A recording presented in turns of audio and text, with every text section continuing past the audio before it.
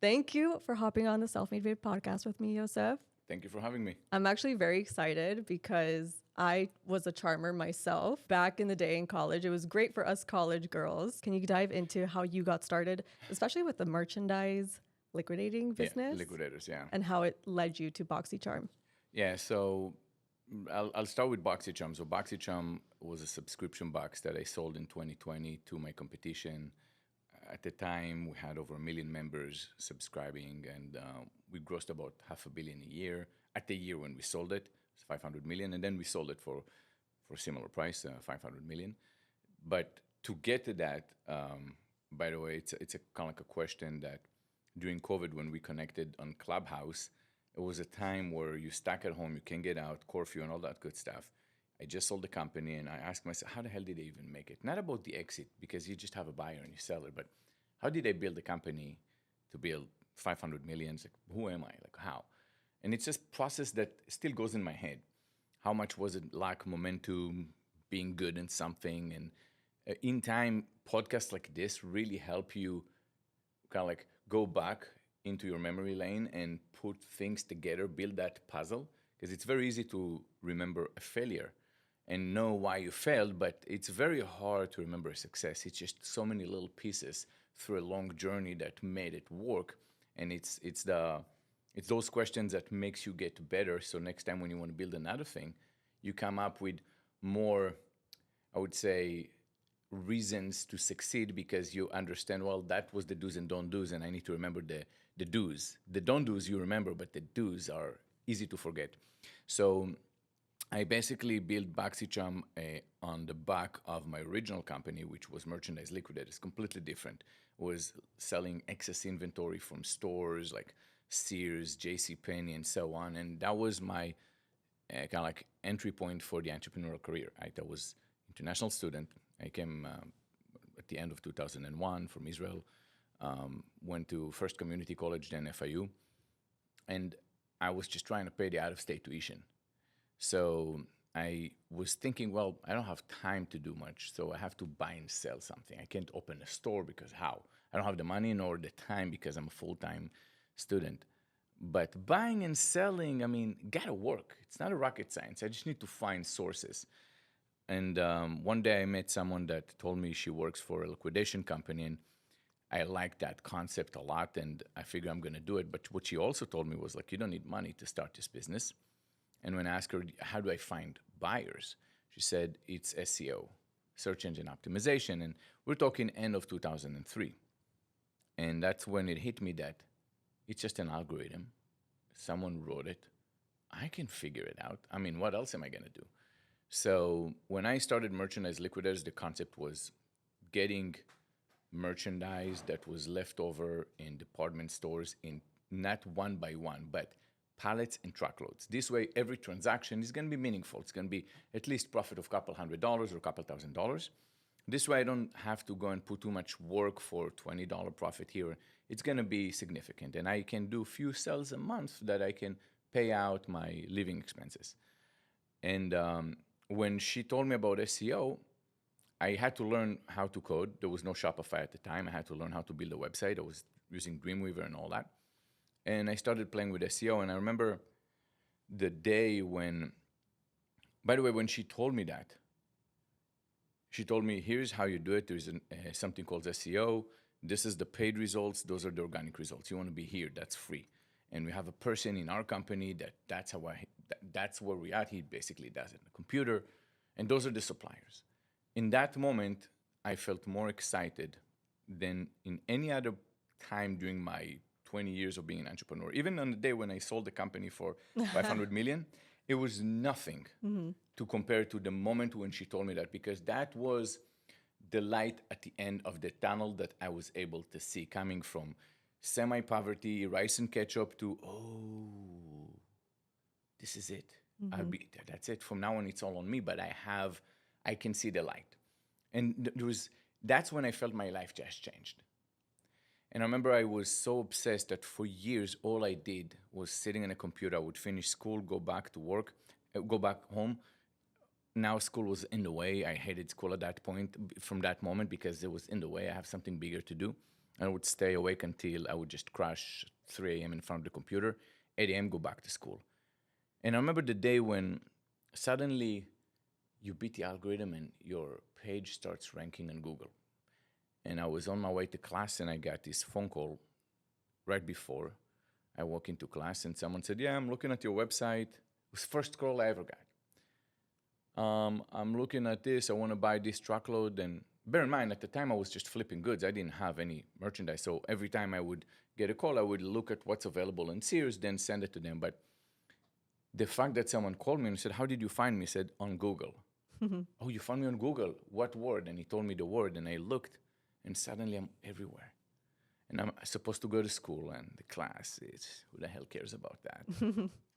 Just did something that can control the rank globally. And back then, if you typed in a key term and you found, let's just say, you say smoke detector supplier, I'm just giving an example. Whoever you found in your search result, it would be the same globally. Go to China, Japan, Africa, the same results would appear. So the amount of traffic that would come was nothing to compare. It's not like today that it's localized, personalized, and all that. And I remember that feeling was feeling of, fuck, man, I'm feeling like a god over here. I have to calm down. This is, and I got so excited. And it was the beginning of a journey of how to, first you obtain a skill that at that time was very few people knew SEO at the time, especially doing it well. It was 2003, 4, 5. It was not a thing that everyone would know. I mean, you had to go and convince businesses that the internet is important. So that company grew. And by the way, talking about that, I remember that as the company grew and grew and grew and grew and grew, I had to learn how to run a company. Yes, great. And now I have all those phone calls. But how do you really run a company? How do you grow? So I had to learn a lot of things. If you want to grow your sales, you have to increase your sales force. And it took me years to really learn how to be focused. And we can break it down maybe later on another podcast. But at first, you go in and you start having success in one thing, and you understand, okay, that is one ingredient. It's not enough for a great recipe. Good. Now you know a piece in internet marketing. But is that going to make you, I would say, an enterprise level? It's not. There's a lot more. And from there on, you grow from a kid that plays around into a more experienced kid, kind of like an amateur doing a professional job, or you can say a professional does an amateur job, and you start growing the business little by little until you really starts dominating your space in the liquidation space. And at that point, I had an organized, structured business that was able to grow, and around 2012, the company was doing about 10 million in sales. And I felt that that space has a cap. You can only grow so much. And as great as it is, eventually I don't want to be like most of my competitors that are in their 60s, working in kind of like in industrialized areas, kind of like the cheapest part of town, while you have people that enjoying their life in a more professional settings, coming, think of downtown, people go with suits, high rises, working from, say, 50th story building, everybody dressed to impress. At that point, great to make some money, but there are other ways to make money, and I don't have to be over here all the time. And I remember that the opportunity for BoxyCharm came at that time, around 2012, where subscription box was catching up. And it was about 2 years old. We got an order from Birchbox. No, I'm sorry, not Birchbox, from Glassybox, Canada. And that was the first time I heard about subscription box. And when asked, why are they buying from us? Who are they? And they told me, well, they're beauty box, they're getting free stuff from the brands. And when the brand some brands don't want to give it to them and they have to complete 5 items, they'll come to us because we're liquidators, wholesale. We sell for pennies on the dollar, so they'll buy from us some product. So I looked at the space and I said, you know what? I freaking love it. They're selling a product that is direct to consumer, not B2B. If I'm your supplier as a wholesaler, you would never, ever promote a supplier. You would take it to the grave, right? Mm-hmm. But when it's a business to consumer, people were talking about their boxes, their packages. This is heaven for a guy like me. I mean, I'm here breaking my back trying to beat a very complex algorithm like Google. This is nothing. This is just social media. It's nothing. Especially when you really give a good product, people will talk about you organically. Right. I figured, okay, that would be great. So I wanted to play with this. I did. And we built BoxyCharm. And the concept was, let's have a better framework with the economics where I can afford to pay for products. This way, I do not have to ask for free stuff. How do you even scale when you ask free stuff? It doesn't scale. Doesn't scale until, and at least until someone like me would come that can find the right economics. So Boxycharm started with, let's do full size, and let's be able to pay the cost of goods. We'll sell something for about $20 to $25, and the retail value would be $100 to $200 every time. And the brand would pay nothing. We would pay the cost of goods because it's possible. And that was the idea. That's how it all worked. And that's how we basically started taking off. And from there on, there was a lot of walls in between that we had to jump. But the economic point behind this made the product better. So once your product is better, you can really go through any hurdle on the way for growth. I love that you talk about the importance of your product as a founder and how you managed to leverage marketing in such a time where marketing was kind of in its beginner stages, in the digital stages. So when you mentioned that product is your most important part when you're focused on marketing your business, what do you mean by that? Yeah, well, my biggest, I would say, understanding throughout the years was that I can work like como un burro so hard trying to promote something that is just a little better than the competition, or I can think like Apple. Apple has a second-to-none product. They don't have to advertise anything. All those years, they come up with products that, in order to compete, maybe one company can do so. I mean, take Samsung. It is literally impossible. You have the best product in the world, right? And when you do, you don't have to worry about marketing. But imagine if you have this product that justify a genius marketing behind this. Nothing beats you. So put all your genius into the product first. Then you can be an average marketer that would it would look as if I do a genius job. Instead of being a genius marketer with an average product that would look like you're doing a good job as a marketer. I much rather bet on a product or service, whatever I sell. Really make sure that your product is second to none. And the analogy I always look at is when I built the company was, I'm coming in with a better product proposition for the brand. And then in time, I would retain more and more brands and I would have better input, more products that can come into barrel because I figured out the economics, how to build a box that's all full size. And no one did this. It was not a thing. Everybody were asking for free stuff or I'll partially pay you. I was the only one that said, don't worry about the payment. I have it. And that was because I was able to reduce the weight of the box. What I found is if you ship anything under a pound, then it costs you about $2.50 to ship a package instead of $7. And the cost of materials and packaging, I was able to get it to be a little bit below 50 cents, where the competition in my size was roughly $3. So I had about $10 to put in product where they didn't because they put it in packaging and shipping. All that money goes to products. There's no way they can beat me. Yes, their packaging is nicer, but who the hell cares? So that was the way I saw this was like the Cold War, which the Cold War between US and Russia started after World War II. And they had the gap was about 10x GDP for the US. The US made 10x on their GDP compared to Russia. So what the United States did was they did two things. One is they said, I'm going to go and declare how much we put in the military industrial complex, and we're going to make it 10% of our GDP. Because if you take 10%, it's actually good for the economy. Mm-hmm. It's not too much, not too little. The Russians, that was the entire GDP for Russia. The Russians, to match that, could not do so, so they had to put between 50 to 70% of their money into the military industrial complex, which crushed their economy over time. And at the end of the 80s came the perestroika, and early 90s, they collapsed. I figure it's a marathon, but I'll be able to beat. Within few years, eventually more and more people would not talk about the competition because there's only one place that the product is better. And that was the path I was putting my competitions into. It's a path that, unless you understand early on what I do, you would be able to compete. But if not, if I go 2, 3, 4 years into it, by the time you wake up to do so, it's too late. The debt to understand how to produce products and how to do so, it's going to be too late. And that's what happened. We were the only one till today that was able to exit. And the rest end up getting challenged. But that was the process that I was looking at. I was taking that analogy and I said, can I apply this into my business? And I think it's going to work.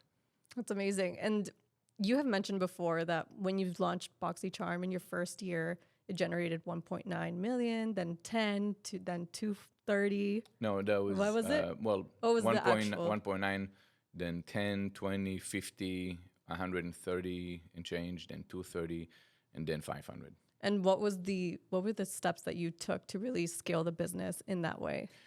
Look, it's like 50 things all in your head every time you have to change it. And the bottom line is that the biggest challenge for me was to tier the organization as a founder, because in my other company, in the liquidation, which I sold in 2016, it was relatively a small company with about 15, 20 employees, where I'm the CEO, and then you have salespeople and some people in the warehouse, and that's it. So it's a very flat organization.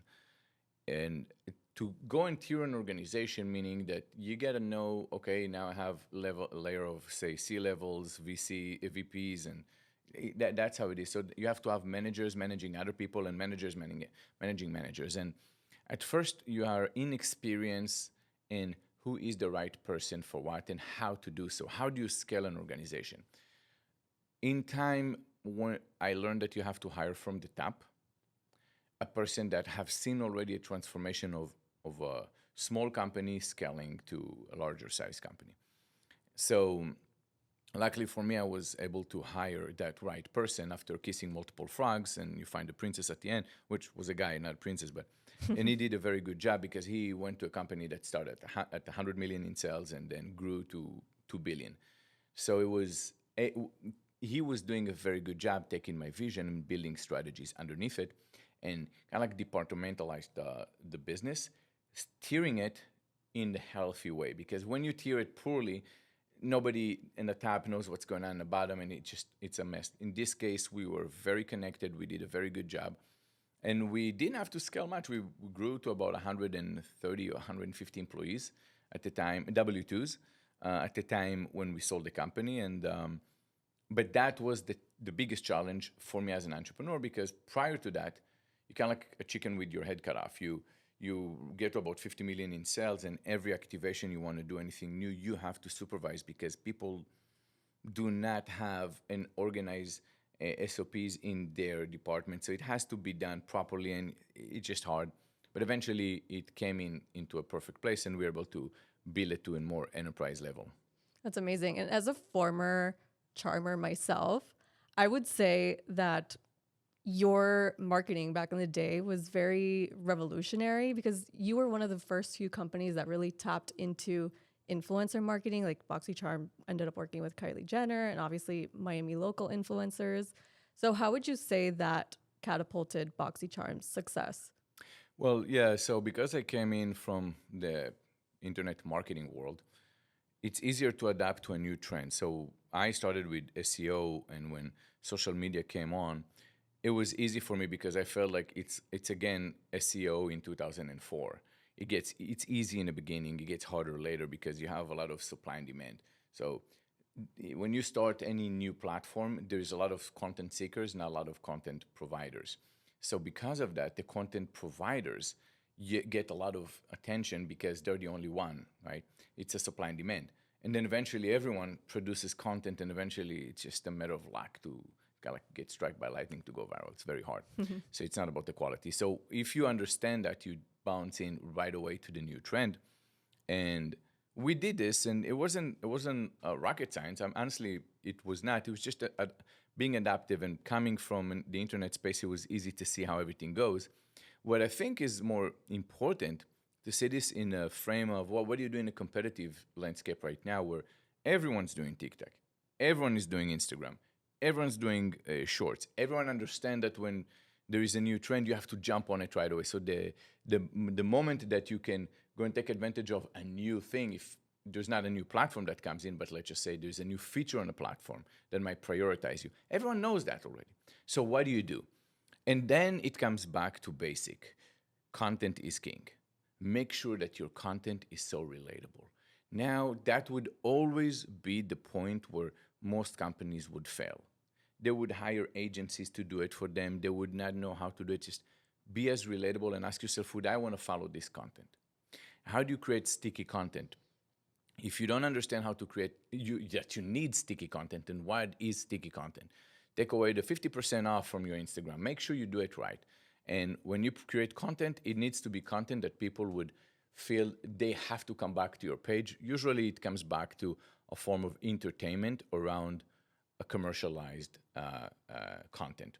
So you don't sell the commercialized part, you're selling the entertainment behind this that happen to be around, say, if it's Black Rifle Coffee, it happened to be about coffee, right? But it's fun to watch. So that's what you gotta keep doing. That's amazing. And you've also mentioned before that part of BoxyCharm's success is the community aspect. What was that aha moment that you realized that community was so impactful in your business? Yeah, it happened to me in 2017 where I started just going around Facebook, and I noticed there are Facebook groups. At the time, they call it forums, Facebook forums, but it was Facebook groups. And I think at that time, I only noticed 3 that were Boxy groups. So it was Boxy Babes, Boxy Buddies, Boxy Beauties, or something like that. And I just wanted to see the sentiment over the product, so I joined those groups.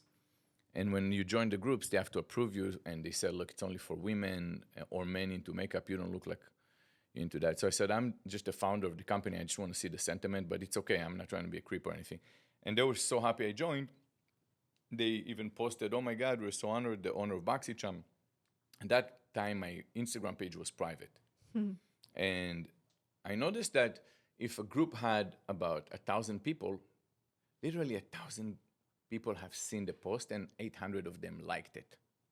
So I said, okay, the algorithm over here is completely different than, so if something is posted over here, everyone's gonna see it. So I said, oh, those are, so then I was thinking, I have a community, but when you ask me what is a community, I can't really explain this coherently. I kind of know, and everyone's talking about this, Ipsy, everybody, oh, we have a community. Yeah, but what is a community? So a community is a group of people in the same space with the same interest activating together. So I said, all right, here's a space. It's a Facebook forums. They literally call each other charmers. They said, we're looking for another charmer to be a moderator. Those are the passionate ones. How about I'm going to go and engage with them and give them some sneak peeks? That's what everybody wanted. I'll tell them that before anybody else. And that's when everything blew up. I started giving them sneak peeks before everybody. People online were saying, how the hell those girls know? How the fuck those bitches know before everybody? Now, they didn't know I'm there because they're not in it. So one day I made a post on Instagram, and that was the catalyst. On our page, we had, I don't know, say 1 million at that time followers on Instagram.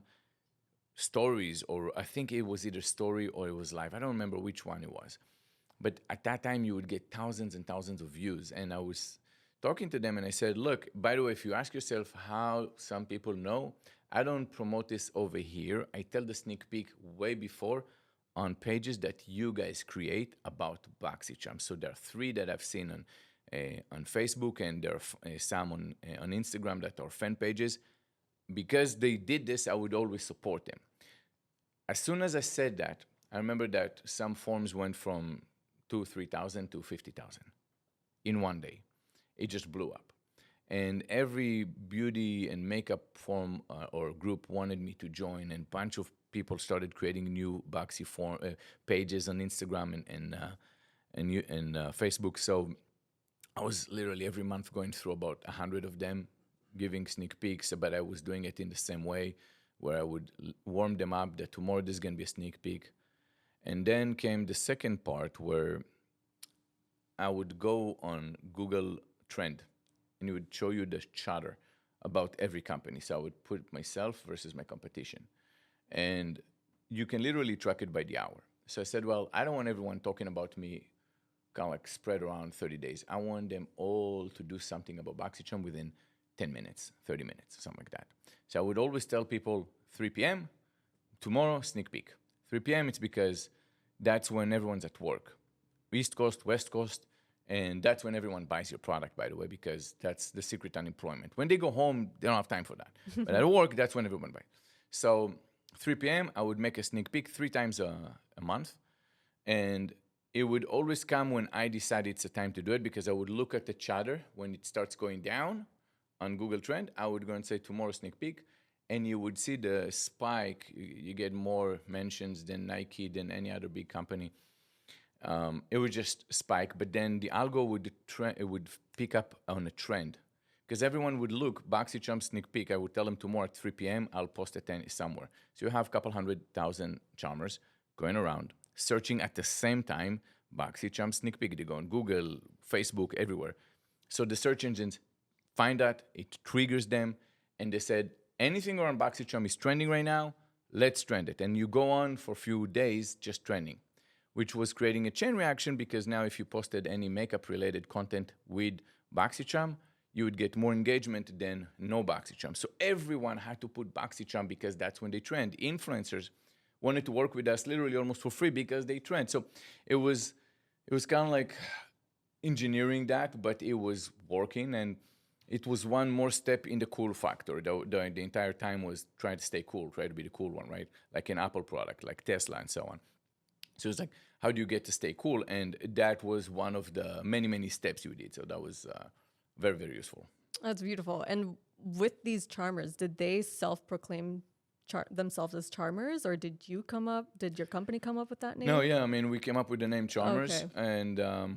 and that was adopted by Charmers. Like they would literally use. And I remember the first time looking at the forums, and they would address each other as Charmers. I had no idea, and I said, those are the Evangelists. Those are the super charmers. You have to identify how do you think about a community, and if you want to grow it. You don't want to think about a community as very, very large and have a big community. I care less about that. I care about how passionate the community is. Then I can scale it. If they're so passionate that all they do is they talk about your brand, and they call each other Charmers, they feel more connected.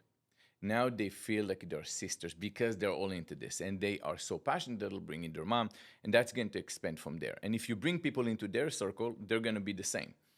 You don't want a community is not just a group of people knowing about you and once in a while mentioning you. No. That is just being famous. That's not having a community. Community is very specific. So look at the ones that are the most advocate, the one with the highest affinity for your brand, and then bring people into that circle, get them into a particular space, and then let them add more people. It's going to grow from there.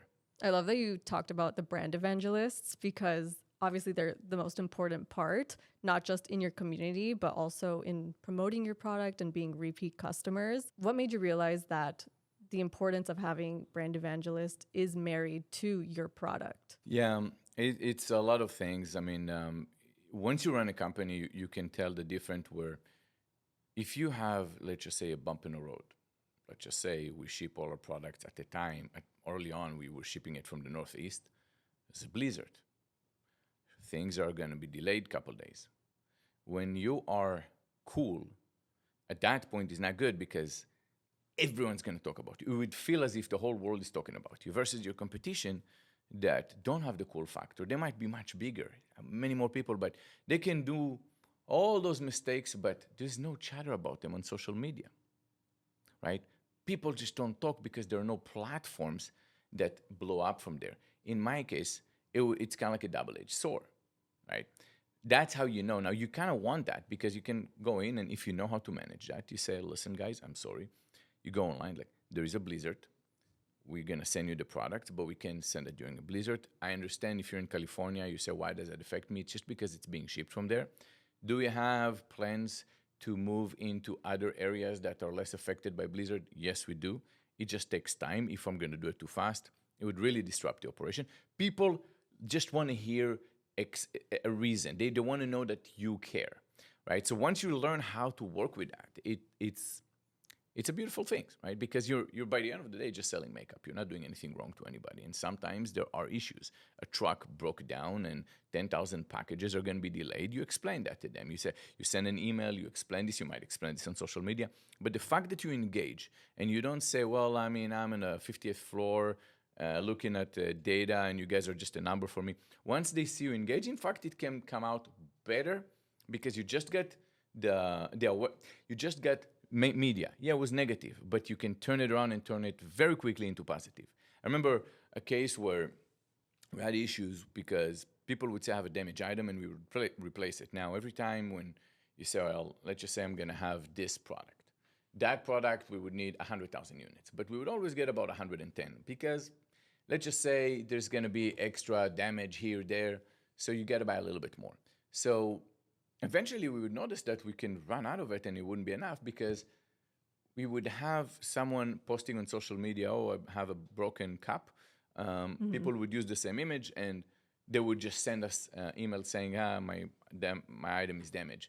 But it was the same cup. So we said, okay, in that case, what do we need to do to fix that? So we would say, okay, you have to send us the picture of the damaged item next to your shipping label so we can match that that's yours. Now, sometimes people don't know they really have a damaged item. They throw away the box, they take a picture. So we would tell them, look, guys, we need a picture of the box. Now, if they say we don't have, okay, for now, we'll replace it, but next time, do it. So Sam went on social media and why aren't they giving it to me and so on. And it was catching some momentum, and I remember that.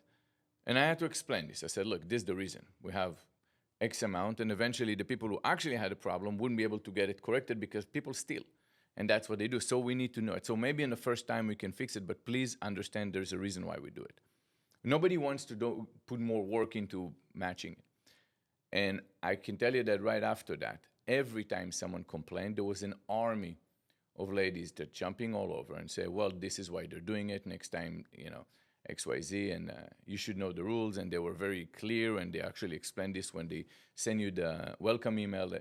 So just being transparent about what you do makes a big difference. And it really does tighten the community because the part where it says group of people with the same interest in the same place activating together, that is an activation. When you go on social media and you explain another charmer, you kind of like giving the onboarding as a student that was more senior. Right. And going back to those moments where things were hitting the fan, what did you do as a founder? Were there moments of self-doubt, or are there moments that you had to really extinguish the fire? Those parts were not really scary for me. The more scary part in the beginning when you run a company with a self-doubt is where things don't go well and you don't know why. Right? And you have to, because when you have something like this, you can just explain that. It's not a big deal. Or you can fix it, or next month it's going to be okay. Or you can literally at the same time just go and send them the money back. Not a big deal. The real problem is you do everything, you think it's all right, but it doesn't work and people don't like the concept, the box, the product. And it happens mostly in the beginning. The evolutionary part of a company is that you start off with an idea. It's great because it's an idea, right? It's like you're playing a video game. You shoot people, you kill them. You don't really get affected. You get the excitement, the thrill without the consequences. It's just an image on the computer. In business, you actually get shot. You actually get killed. You can absolutely get killed. When you start a business, it looks great, all that, and then you hit the first wall or the second wall. And some of those walls look that are not walls. That is just the end of until you find out, no, it is a wall. I can just climb that. And those moments are a little bit challenging. There's plenty of doubts in the beginning. After that, you get over a couple doubts and you move on. And the reason it's scary at first because in the evolutionary stage for business, you start with exploratory matter. You think you do it, boom, boom, you hit walls, you figure it out, you go back. You don't have an organized strategy for everything because whatever strategy you have, you find out it doesn't work and you have to change until things starts working out and you understand this is the frame I can work with. I tried this already. This is where it's going to work. And at that point, you get more strategic and things starts falling into place and it kind of like reiterate the proof of concept that you have. But sometimes you feel you got into that and then you hit another wall. You said, oh, Right. wow, I have to go back to exploratory matter all over. Because I have no idea why. And that was the kind of like the self-doubt in the beginning. In the beginning stages? Yeah. And did you have investors or partners or mentors in the beginning stages? I didn't have mentors, but I would say 2 years into it, I decided to sell a piece of the business, and it was secondary, which means I didn't need money in the business, so I cashed out. They call it de-risking. So I'll build a business. It's already doing good, like a couple millions a year. Let's sell a piece, and now let's go and build this together for the next stage. And 4 years later, we sold the company. Amazing. Yeah. And going back to those moments where things were hitting the fan, were there any moments that you felt that were irreversible, but were actually blessings in disguise? Not irreversible. I never really thought in an irreversible thing. We're not killing people over here. We're just selling makeup. We had some scary moments where we would work with a brand. The founder said something that people didn't like online. I get all these negative comments that I'm a bad person. But what it is the scary part about this business in that regard is that if you have a makeup brand, I sign up with you, you sign up, we sign up together to put your product in. You go for production, you produce, say, 500,000 units, and that takes about 8 months, sometimes a year until the product goes in. Now, from the moment we signed, we might find some skeletons and the beauty industry became extremely toxic in terms of cancellation. Everyone wanted to go viral by canceling someone else. And one person was getting canceled, and her product was already in my box. And it was really bad. So again, I had to make a statement saying, guys, listen, we're not the FBI. We don't. Someone said she tweeted something in 2012. I'm like, I'm not the FBI. I don't know what someone said. If you think I'm the FBI, I'm not.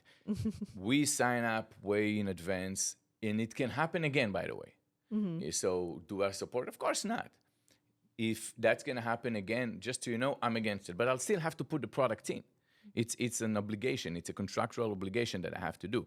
So I put that out, and again, every time after you speak out, there's nothing for me to apologize or anything. It's just explaining this is how it works, and those stuff can happen again. Understand that people don't go and do, like, you guys will find out information, or they can say it in between something that happened. I cannot cancel those contracts. So just understand how we work. Don't think anything about this. And then it turned out to be better than it was before that. But during that time, it was scary. I didn't want to, not scary, but it was concerning because people blowing up your Instagram page, your company's Instagram page, you start seeing declining acquisitions. And it's like, okay, I have to talk again, like, okay. But the point, like, you'll really, just a tweet is one thing, but what if someone by mistake run over a kid, park on it, and then escape the car? But I have to still put the products in the box, right? Right. I hope that doesn't happen. Hopefully not. Let me And sell thank this God it business so I didn't. don't get in trouble. So it was kind of scary, I feel like I definitely know what products you were talking about back in the day. Going back to your thought process as a founder, were there any books that contributed to your mindset? It's all personal experience. Really? I can tell you, look, there are a lot of great books, but I can tell you that with all the books I read, I mean, I went to business school, and I really cannot find anything that I can say, that's what helped me. Like, no, it was all of just... It's just personal experience. Build it. And, if you ask me, mentoring, my competition was the best mentoring. Like, did they know about this? Most of them didn't. But, when your competition goes, like Ipsy, when they would say how many members they have, and I can go and see every action they're doing, what positions they're hiring for. Learn your competition. In the military, they said, know your enemy. Oh, yeah, learn your competition. See who they're hiring so you can get a framework of what kind of new businesses they do. I'm talking about the ones that do better than you, the one that you can, like, thrive to be in. Like, okay, it's easier to go from there. And then you say, okay, over here, I don't agree with what they're doing. I have a different strategy, or you might copy what they're doing. And that's okay. So if you have a competitor that says, we have 1 million members, and I'm at the time with 40,000, like, okay, I know that the ceiling is way higher. Now I get some more motivation. Thank you very much. Right. And you mentioned a lot your competitors. Are you a competitive person? Very. Very? Very, yeah. How did that take a part in your business? Look, if you ask why are we doing this? Okay, why is it that someone does what he does. Okay, is it the money? Yeah, I mean there is maybe in the beginning, but as you keep going on, you have camaraderie, employees working for you, and now you're competing. I'm not passionate about makeup, right? I'm a guy, but I'm passionate about the business of makeup. And when you have competition, it's a good thing in a way because you let them do a bunch of stuff that they're doing, so you don't have to do. You can learn from their mistakes or successes, and then at the same time, it gives you a drive. I mean, people dismiss those days motivation with discipline. They think, oh, this motivation is nothing, discipline is everything. I said, no, it's a recipe of both. It's amazing when you have discipline and you have motivation, and competitor can give you an amazing motivation. For sure. I definitely would say I take a look not only for inspiration at the competitors, but also see what they're doing, what their audience is demanding. You mentioned a lot, Ipsy was your competitor at the time, and now you merged together and you had a successful exit. How did that come to play? Were you always wanting to sell to Ipsy, or were you always I competing? didn't care if it's going to be Or- a grocery store buying it. I mean, I'm going to be honest with you, whoever pays the most. You got to understand, I sold a company that had a space that was a new space. So because it's a new space, people needed to understand what is it. There are buyers for it. And I really quickly found that there are no buyers that would pay you what you want unless it's a sponsor, which is basically another private equity. And then I have to keep running this. When Ipsy came into the table, it was great because I figured I might be able to actually leave because they understand the business. They're great. I mean, they were literally my motivation in the beginning. They did a beautiful job. I was watching them in 2010. In 2010, I didn't know about the space, but from 2013, when I got into this and looking at this between them and Birchbox, they were butchering Birchbox, and they did a great job. They had at that time Michelle Fun. They had great people. They had a very good growth hacker that was doing a phenomenal job, and I loved it. It was great. I was looking at them and said, okay, those guys know what they're doing. They understand marketing. They understand product. They're doing sample size. I don't have to compete with someone that's already dominating the sample size. I'll just do a full size, and there are like similarities, but it's a little bit different. It's a layer in a different place, either above, below. It doesn't matter where you want to put it. And it was just a lot easier to go from there. I remember where I was looking at their feed on Instagram. That was before stories, before videos. It was just images. And I was looking at this, and what I like about this, because I always try to look at blueprints, or just like when I did SEO, I was trying to blueprint an algorithm. And over here, I was blueprinting their team, and I said, okay, I can totally see that they have content. They have a mood board. They create content buckets. They look at and you can, once you put this in perspective, you feel like, okay, I don't have to be there. I can see it all. And that's where you understand that competitors are going to be your best mentors, if you want to see that, right? And it was, so we would do something, they would copy. They would do something, we would copy. We were just going back and forth at each other for years. And I think in both companies, we really did need that. It helped us be extra creative, helped them be extra creative. And after the acquisition, some of them told me, like, look, this is really, it was helpful for us to go and push ourselves. And that was the same on our end. We would always looking at each other, what do you do, what do we? And it was a great competition. We're always friends. I mean, I knew people from Ipsy before we sold, and we're always good friends. And it's actually fun to sit down and talk to people. Also in another companies, FabFitFun and so on, friend with the founders.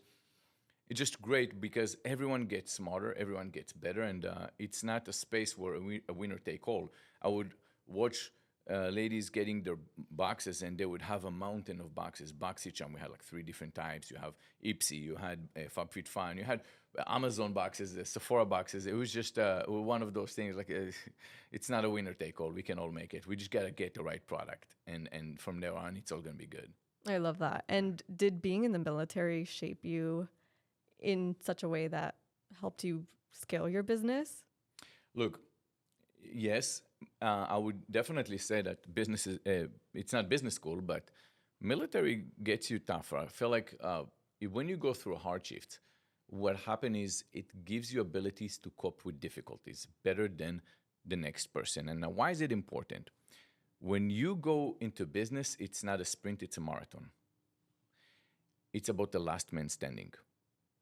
If you go through no challenges all your life. Your mom, your dad gives you whatever you want. And okay, now go into the world, here's some money, build a business, you blow away that money, you don't have it.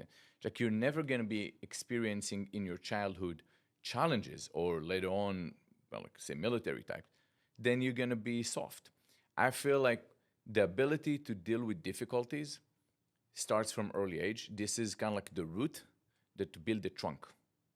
If you don't have a strong root, the trunk is going to be weak, and then the tree is not going to survive a storm or wind. That's beautiful. I also actually want to know, because I know you have 2 kids. What are some teachings that you would tell them if they want to start a business themselves?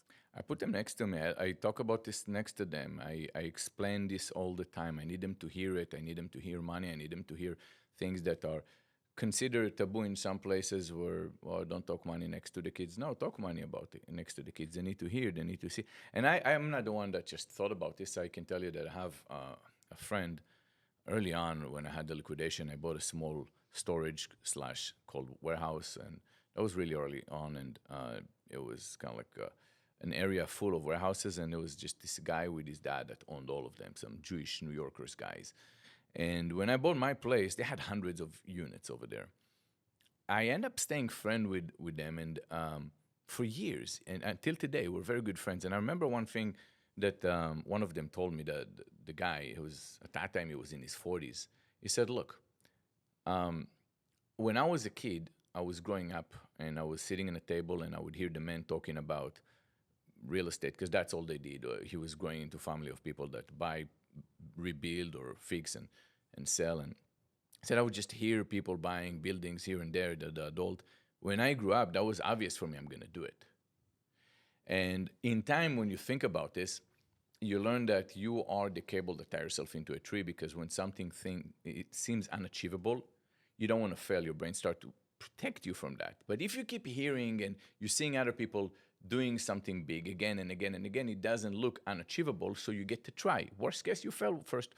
And so did he. At first, he failed multiple times, but now he has big empire of real estate. So it's all in our head. It's only impossible if we think it's impossible. So when I brought investors, and it's kind of like a go full circle. I remember I would sit down with them, and it's a private equity, and they would always tell me how, well, we put $1 million, like $5 million in this business. We sold it for $300 million. We built this, we got for $500 million. And they kept talking about how they sold companies for hundreds of millions and a couple of them in the billions. And because you keep hearing this again and again and again, you get to meet a lot of those founders of those companies. It doesn't look unachievable. You need to break the unachievable glass ceiling above your head so you can climb. You are the one that stops yourself. Your brain tells you, don't fail. I'm trying to protect you from failure. Do the obvious, do the small stuff, and break that. Would you consider yourself spiritual or faith-driven? Or I believe in God. Okay. Yeah. Do you think that played a role in how you managed and drove through your business? Or in retrospect, you can take a look back and say, was there some divine intervention? Like, damn, I hope not. I hope I was just good, you know. But I don't really think too much about this, because I feel like there's a difference. In Judaism, we say a separation between the everyday and the holiness. So when comes the weekend, comes the Saturday, you're supposed to stop doing business. You're supposed to just dedicate yourself for the holiness, and then you have the rest of the time. That was not the holy part. This is everything else, but you're always grateful for what you achieved and from where you came from. But even still, I was always happy. I always felt like the biggest blessing I have was I'm healthy, I have family around me, and that's the biggest blessing. Everything else is just just a bonus. Right. I think for me, gratitude plays a huge part in my life. And I think that's why many opportunities have been presented in that way. Do you think gratitude in your life has presented itself in that way as well? Or Absolutely. Yeah. And what other mindset shifts have you realized that success gave you that failure couldn't teach you? Well, I mean, by the end of the day, experience is perspective. Anything you got to do to gain perspective and experience. You can read all the books you want. You can go to school and you can listen to podcasts, masterminds, pay people endless money for courses, or you can just fucking do shit and get your experience. Start today. A year into it, you're gonna have a year experience. And this is what I would always think, that it's not for everyone. If you talk in business, it's really not for everyone, but nobody knows. Because if I'm asking you right now, you can look at me and you can say, okay, I can tell you're not going to be an NBA player because first of all, you're 47. Yeah, you're 6'2", but you're not 6'9" or something like that. You can tell I'm not going to be the NBA material, right? But you can look at a person and say, you can be an entrepreneur. You can't. He can't. You can be in your 50s and blow up. You can be in your 20s. You don't know until you try. And that's where it's challenging because nobody knows. Right. There's now, yeah, you can take all those tests that will tell you have that entrepreneur personality. Personality is one thing, but you still have to have some resilience. You have to have a lot more. You have to have certain common sense, and you can teach that. So you start, you get to learn, you get to try. If you broke after that, it's not for you. If you think it's too hard, then it's not for you. It's okay. Mm-hmm. You can be very successful as an entrepreneur, working with a guy like me. I need people like that, and we can build stuff together. And I can tell you that from every big exit, there are multiple millionaires that are coming out that are not entrepreneurs, and they don't need to be. And they can make great wealth more than most entrepreneurs. Right. That's beautiful. I think what you mentioned about kissing multiple frogs to be able to scale your business, how did that play a role in deciding who to hire, who to fire in the beginning stages of your business? Like, who was your first hire?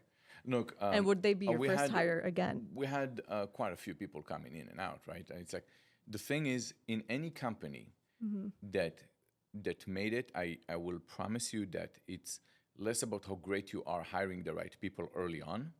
Later on, you have a lot of kind of like experience and what do you need per department, and it's a lot easier. But the real thing that it doesn't matter if you're experienced or you're new, you can always level the playing field. And you say, well, I might not be the great in hiring, and right now my company is not cool, is not known, I can't get the greatest talents. But what I can do is I can fire faster than my competition, the wrong people in that company. Because if I don't, I still keeping that space blocked for a better position. I need to go and fire fast. So you have to be on your toes at first, and then you circle off the wrong people. By the way, wrong people with me might be great with someone else, but for that company, and then I have yet to find that we fired someone and it was bad for the business. You can even fire a good person and it would still not be bad for the business. I would say it's much worse when you keep the wrong people in their place. As higher they are in the organization chart, as faster you get to fire the wrong people. Lower, it's easier because they don't have a lot of stake in the business. But once it's direct or above, you got to be very vigilant and cut it short. And if you haven't fired anyone in the last few years in those departments, it means there's something wrong. And who was your first hire? I mean, we had actually an intern that came in, and then once we started turning revenue, I promised her I'm going to go and put a whole W, and that's what we did, yeah. And would that be, well, it was an intern, so what did she do? She did marketing, or did she do... at first, we all wore multiple hats, everything you can imagine. The first, I would say, 3 years of the business, it was a completely different company. When I got to a point that I was doing about 50 million in sales, my partner that invested in my company told me, in his experience, he invested in many, many companies, he told me this line, well, $50 million business is not a $500 million business. And I told him, yeah, no, I get it. Wait, what? Wait, why is it? Well, you'll see. Yeah. No, but why? You'll see. There's no reason to explain because it is different, and I will see. And if I'll make it, I'll make it. If I'm not going to make it, I'm not going to make it. And boy, it was right. It was just a different company. And just keep in mind that you're going to have to change yourself. You're going to have to be a different person. The one that runs a 50 million is not the one that runs 250, 500, whatever, billion. And the company goes through multiple iterations. And then there's a good reason why some companies don't invest in companies that made less than 100 million. If they want to get $1 billion, it's just a big drop. A lot of companies drop. They get to 50 to 100, and that's where a lot of them just get stuck or don't grow. And from there, those who made over 100, there are a lot more investments because from that point, once you kind of figure it out how to enterprise your business, you have a run rate from there, and it's really about your space and so on.